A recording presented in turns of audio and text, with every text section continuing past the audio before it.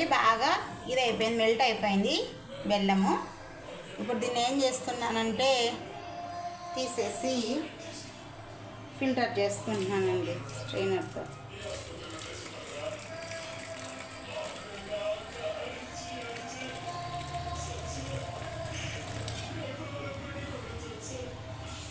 బాగా ఫిల్టర్ చేసేసానండి. చూడండి డస్ట్ ఎలా వస్తుందో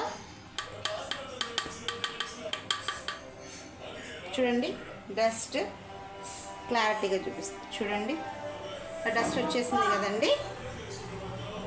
ఓకే, బెల్లం వేసాం కదండి, బెల్లం నీళ్ళు. ఇక ఇందులో గోధుమ పిండి సరిపడా, తగినంత తీపి సరిపడా నేనైతే వేస్తున్నానండి. మా పిల్లలు బాగా చాలా ఇష్టంగా తింటారండి.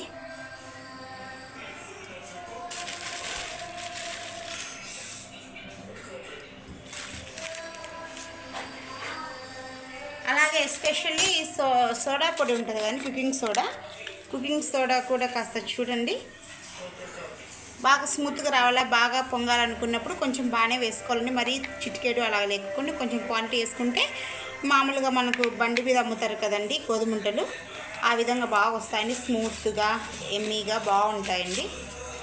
ఇప్పుడు వేడిగా ఉంటుందనేసి ఫస్ట్ నేను ఏం చేస్తున్నానంటే బాగా గరిటెతో కలబెట్టేస్తున్నానండి. దీని క్వాంటిటీ బట్టి ఇంకా కావాలంటే పిండి కూడా యాడ్ చేసుకోవచ్చండి.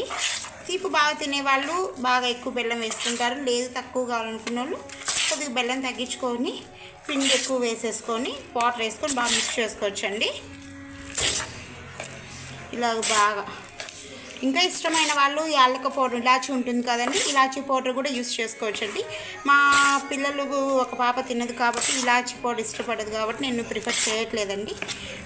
సో ఇంకా చూడండి ఇలా ఉండకూడదండి, బాగా చేతికి ముద్దలాగా రావాలండి. ఇది కడాయిలో నూనెలో వేయాలన్నప్పుడు. సో ఇంకా కొద్దిగా గోధుమ పిండి పడుతుంది కాబట్టి నేను ఇంకా యాడ్ చేస్తున్నానండి. చేయి పెడితే వేడిగా ఉంటుందనేసి నేను ఇట్లా మిక్స్ చేస్తున్నానండి.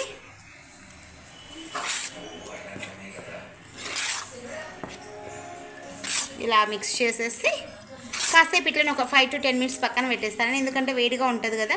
చల్లారిన తర్వాత ఈ లోపల ఏం చేస్తానంటే గ్యాస్ పైన కడాయి పెట్టేసి నూనె వేసేస్తానండి. నూనె వేసేసే లోపల ఇది ఆ నూనె వేడే లోపల చల్లారిపోతుంది కదా, అప్పుడు చేయి పెట్టి కాస్త గట్టిగా మిక్స్ చేసేసుకొని చేత్తో తర్వాత వేస్తానండి. గ్యాస్ పైన కడాయి పెట్టేసి నూనె వేసేసారండి, డీప్ ఫ్రైకి కావాల్సిన నూనె. ఇప్పుడు మనం గోధుమ ఉంటలు చేసుకున్నాం కదా, అలాగే అండి పిండి అంటే ఆశీర్వాద్ గోధుమ పిండితో కాదండి, లూజ్ గోధుమ పిండి షాప్స్లో దొరుకుతాయి కదండి, లూజ్ గోధుమ పిండి అనేసి ఆ గోధుమ పిండి నేను వాడానండి.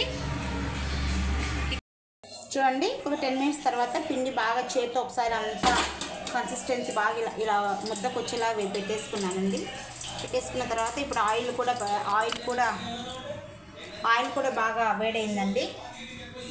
ఏం చేస్తున్నానంటే వేస్తున్నానండి వంటలు.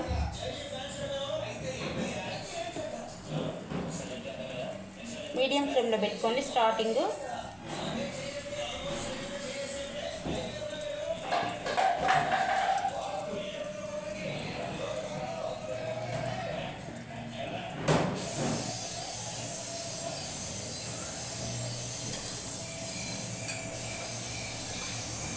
కొంచెం చేతికి బాగా అతుక్కునేలాగా అనిపిస్తేనే కొంచెం పక్కన సపరేట్గా నీళ్ళు పెట్టేసుకొని ఆ నీళ్ళలో చేతి తడుపుకున్నానండి. తడుపుకుంటే ఇంకా బాగా వస్తుంది.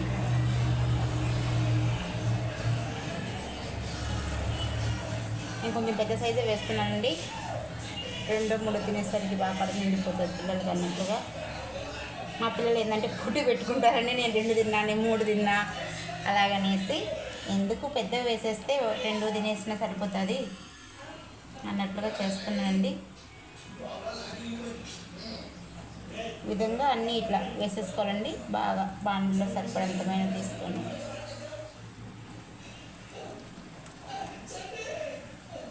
బాగా ఒకటి కడ్డీ తీసుకున్నానండి ఆల్రెడీ. దీంతో ఒక్కొక్కటి ఇలాగా కలబెట్టేస్తున్నానండి. బాగా ఫ్రై అవుతాయండి, డీప్ ఫ్రై అవుతాయండి ఉంటారు.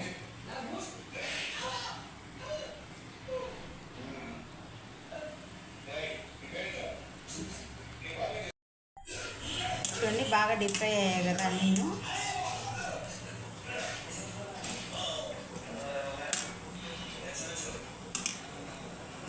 కొంచెం ఇంక ఇవన్నీ తీసేస్తున్నానండి.